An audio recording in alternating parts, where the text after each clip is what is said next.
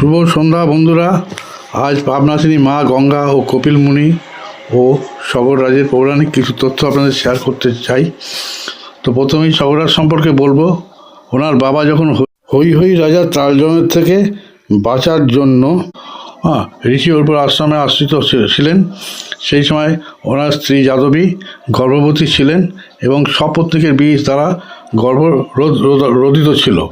সেই অবস্থায় উনি ওখানে থেকে তারপরে যখন একদিন মারা যান, বাহুক মারা যাওয়ার পরে উনি সেই অগ্নিতে দেহ ত্যাগ করার ইচ্ছা প্রকাশ করেন। তখন ঋষি অর্ব তাকে বুঝিয়ে আশ্বস্ত করেন। তারপর তিনি ওখান থেকে ফিরে আসেন। তারপর তার পুত্র সন্তান জন্ম হয়, যে পুত্র সন্তানের নাম ঋষি অর্ব রেখেছিলেন সগর, অর্থাৎ বিষ সহ।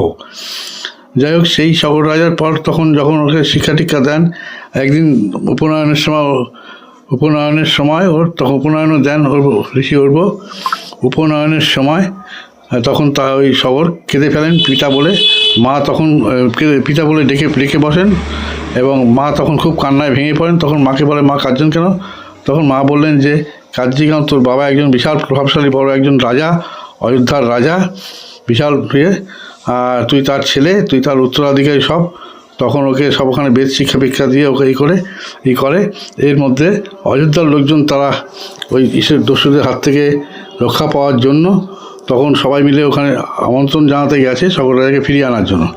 তখন সগর রাজা তখন সসম্মানে মা যাদবীর সঙ্গে ফিরে যায় এবং রাজত্বে গিয়ে এবং তখন সে বিক্রম হয়ে যায়, মহাবিক্রমশালী, এবং স্বর্গ মর্ত সব জয় করে ফেলে এবং দক্ষিণটা বাকি থাকে। তাই দক্ষিণটা জয় করার জন্য উনি ঘোড়া দিয়ে অশ্বমেধ যজ্ঞ করেছিলেন। সেই যজ্ঞের ঘোড়ায় ইন্দ্র আবার ভয় পেয়ে গিয়ে যদি সব দখল করে নেয়, আমরা কোথায় যাব? তখন ইন্দ্র সেই যজ্ঞের ঘোড়া হরণ করেন এবং হরণ করে ওই পাতালে কপিল মুনি ওখানে ছেড়ে দেন। এরপরে যখন খোঁজ করে 60,000 তার ছেলে ছিল, তো 60,000 ছেলের সম্পর্কে বলা হচ্ছে তার তখন সুমতি ও কৌশলী নামে 2 স্ত্রী ছিলেন। তাদের 2জন স্ত্রী ছিলেন, তাদের কোনো সন্তান ছিল না। তাই হিমালয়ে গিয়ে 100 বছর জপ করেছিলেন। তারপর ঋষি ভৃগু তাদের সন্তুষ্ট হয়ে তাকে বর প্রদান করেন যে এক স্ত্রীর 60,000 পুত্র হবে অধার্মিক এবং আর এক স্ত্রীর একজনই ধার্মিক পুত্র হবেন। সেই মতো তিনি ওখানে বাড়িতে ফিরে এসেছেন, ওখান থেকে হিমালয় থেকে এসে ওখানে এসে যখন তার পুত্র হলো, প্রথম পুত্র হলো একজন পুত্র হলো, সে ধার্মিক। আর একজন যে স্ত্রী, তার একটা মাংসপিণ্ড মতো একটা সৃষ্টি হলো এবং সেটা একটা বড় একটা লাউ অথবা কুমড়ো এরকম খোলের মতো ভেতরে ছিল, যেটা কথিত কখনো শিব হয়তো ওই মাংসটা টুকরো করে 60,000 টুকরো করেছেন। আবার কোথাও বলা আছে যে ওখানে সগর রাজা নিজে ওখান থেকে একটু করে বিন্দু করে ওই অণু বার করে একটা পাত্রে ঘি রেখে প্রকাশ্য জায়গায় তার মধ্যে রাখার পর ওগুলো প্রস্ফুটিত হয়ে ওগুলো শিশুর রূপে ধারণ করে। এইভাবে 60,000 পুত্র হয়েছিল। এবার ওই 60,000 পুত্র নিয়ে ওখানে যখন দেখে ঘোড়াটা কপিলমুনি ওখানে বাঁধা আছে, তখন কপিলমুনিকে চোর এটা ওটা এরকম করে তাকে বিরক্ত করতে থাকে। তখন ওনার ধ্যান ভঙ্গ হয় এবং ওনার ধ্যানের যে চোখ খোলে, সেই চোখের ধ্যানাগ্নি থেকে তারা ভস্ম হয়ে যান। সেই সময় ওরা কপিলমুনিকে বলেন, ওনার আরেক ছেলে গিয়ে, যে এটা কীভাবে উপায় কী আছে?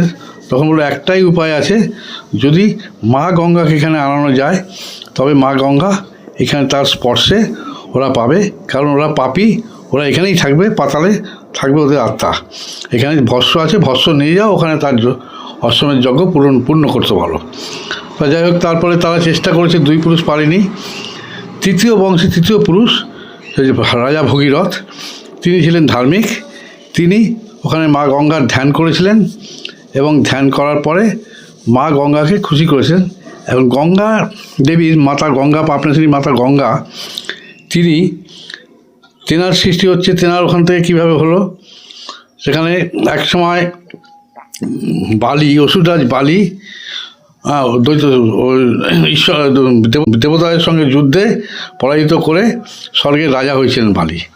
এবং সেই সময় দেবতারা ভীত হয়ে তখন তারা বিষ্ণুর কাছে যান। তখন বিষ্ণু ঠিক আছে গিয়ে বামন রূপ ধরেন, ধরে রাজা বালির কাছে যান। বালির কাছে গিয়ে ব্রাহ্মণ রূপে ভিক্ষা চান। তখন বলে ঠিক আছে তুমি কী ভিক্ষা চাও? তখন বলছে আমাকে 3 পাদও জমি দিতে হবে। বলে এটা এমন কি? তখন 3 পাদ ঠিক আছে। তখন 1 পা দিল স্বর্গ নিয়ে নিল, তখন 2 পা দিল মর্ত নিয়ে নিল, আর 1 পা বাকি হলো। তখন বললো ঠিক আছে। তখন বিষ্ণু রূপ দেখালো, দেখিয়ে তখন তিনি হয়ে আশ্বস্ত হলেন, বলে ঠিক আছে এখন থেকে আমি তোমার এখানেই থাকবো। এই করে যাই হোক, এই যে পাটা যখন স্বর্গে গেছে তখন সেই স্বর্গের পাটা ব্রহ্মার ওখানে কমণ্ডল ওখানে গেছে, যেখানে মা গঙ্গা পাপড়িচিনি মা ছিলেন, তার জল দিয়ে অভিষেক করা হয়। সেইখানে গঙ্গা ছিলেন। তো সেই গঙ্গা দেবীকে সন্তুষ্ট করে রাজা ভগীরথ সেখান থেকে গঙ্গাকে আনয়ন করার সময় পথে জানু নামক এক ঋষি তেনার ওই আশ্রম জলে ক্ষতিগ্রস্ত হবে এসব দেখে তিনি সমস্ত জল পান করে নিয়েছিলেন। সেই অবস্থায় উনি আবার ধ্যান করে মা গঙ্গা দেবী তাকে সন্তুষ্ট করেন এবং তখন থেকে তাকে আবার যাওয়ার অনুমতি দেন এবং সেই থেকে ওনার নাম জাহ্নবী হয়। তারপর ধীরে ধীরে গঙ্গাসাগরে উনি এসে পৌঁছান। গঙ্গা এবং সাগরের মিলনস্থলে এসে ওইখানে গিয়ে কপিল মুনি যারা ওই সাগর রাজের 60,000 ছেলে যারা মারা গিয়েছিল তাদের আত্মার শান্তিও তারা স্বর্গ লাভ করে এবং গঙ্গাসাগর সেই থেকে ও মকর সংক্রান্তিতে স্নানে পাপ ক্ষয় হয়, তাই পুণ্যক্ষেত্রে।